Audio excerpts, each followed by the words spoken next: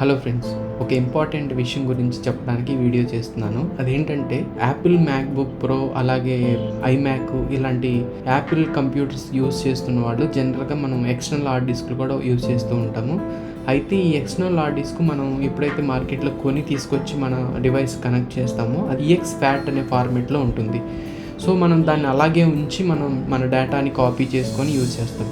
ఈ EXFAT అనేది ఏంటంటే రైటింగ్ స్పీడ్ చాలా డెడ్ స్లో ఉంటుంది అనమాట. మ్యాక్కి అంత సపోర్టబుల్ కాదు. అయినా ఎందుకు వాడుతున్నారంటే అది విండోస్ కనెక్ట్ అవుతుంది, ప్లస్ మ్యాక్ కూడా కనెక్ట్ అవుతుంది. రెండింటికి కనెక్ట్ అవుతుంది కదా అని చెప్పి మీరు అది అలాగే ఉంచి యూస్ చేస్తూ ఉంటారు. ఒకటి గుర్తుపెట్టుకుని ఫ్రెండ్స్, మామూలుగా మనం ఏది ఎక్కువ యూజ్ చేస్తాము, జనరల్గా ఇప్పుడు వీడియోగ్రాఫర్స్ ఫోటోగ్రాఫర్స్ చూస్తే ఎక్కువ యూజ్ చేసేది మ్యాక్ ఉన్నప్పుడు మ్యాక్లో ఎడిటింగ్ చేస్తారు కాబట్టి ఎప్పుడో ఒకసారి విండోస్ కనెక్ట్ చేస్తారు. ఎక్కువ శాతం 99% వాళ్ళు యూజ్ చేసేది మ్యాక్ యూజ్ చేస్తున్నప్పుడు ఎప్పుడో ఒకసారి విండోస్ కనెక్ట్ చేసుకోవడం కోసం అని చెప్పి అది EXFATలో పెట్టి మనం హార్డ్ డిస్క్ యూజ్ చేయడం వల్ల మన వర్క్ అనేది చాలా స్లో అయిపోతుంది, చాలా డెడ్ స్లో ఉంటుందన్నమాట. ఎప్పుడైనా ఒక హార్డ్ డిస్క్ కొన్నప్పుడు దాన్ని first Mac OS extended journal అని ఉంటుంది, ఇది కానీ లేదంటే ఇంకా అడ్వాన్స్డ్గా ఇప్పుడు APFS అని కొత్త ఫార్మేట్ వచ్చింది. ఈ ఫార్మేట్లో పెట్టుకోగలిగితే మీకు హార్డ్ డిస్క్ రైటింగ్ స్పీడ్ అనేది చాలా బాగుంటుంది. తద్వారా మీకు ఏంటంటే మీరు చేసే వర్క్ హ్యాంగ్ కాకుండా చక్కగా మీకు స్మూత్ ప్లేబ్యాక్ అనేది జరుగుతుందన్నమాట.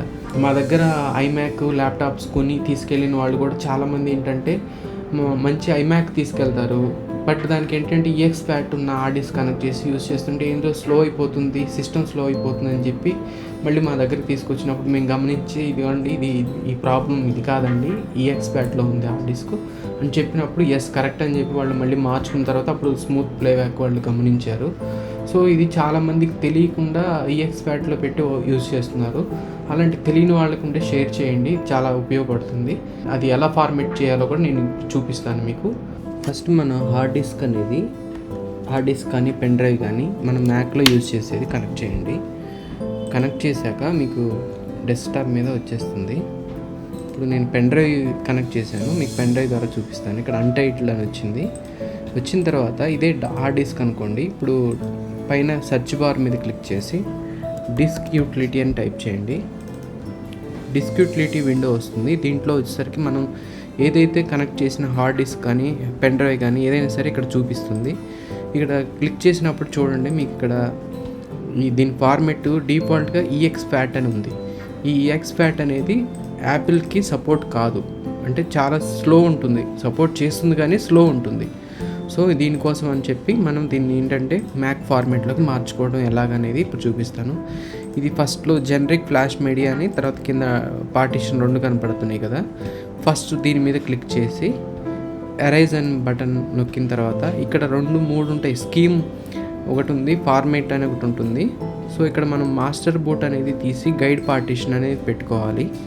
ఇది మ్యాక్ OS ఎక్స్టెండెడ్ జర్నల్ అనేది ఓన్లీ ఓల్డ్ OS అంటే మొజావే, సిరా ఇలాంటి OSలు వాడేవాళ్ళు మాత్రమే ఈ మ్యాక్ OS ఎక్స్టెండెడ్ జర్నల్ అనేది పెట్టుకోండి. లేటెస్ట్ OS అప్డేట్ చేసుకొని వాడుతున్న వాళ్ళైతే APFS అనేది పెట్టుకోండి. ఇలా పెట్టుకొని ఎరైజ్ బటన్ మీరు క్లిక్ చేసినట్లయితే మీకు ఎరైజ్ అవుతుంది, యాపిల్లోకి మారిపోతుంది కంప్లీట్గా. ఇప్పుడు ఎప్పుడైతే ఇది యాపిల్లోకి మారిపోయిందో దీని పర్ఫార్మెన్స్ అనేది మీకు ఇక్కడ పార్టీషన్ కూడా చూడండి, కంటైనర్ డిస్క్ అనేది ఒకటి క్రియేట్ అవుతుంది. తర్వాత ఇక్కడ అన్టైటిల్డ్ డిస్క్ APFSలోకి మారిపోయింది. ఇలా ఉండటం వల్ల మీకు డేటా రైటింగ్ స్పీడ్ చాలా బాగుంటుంది. ఇది అనేక మందికి షేర్ చేయండి. Thank you so much.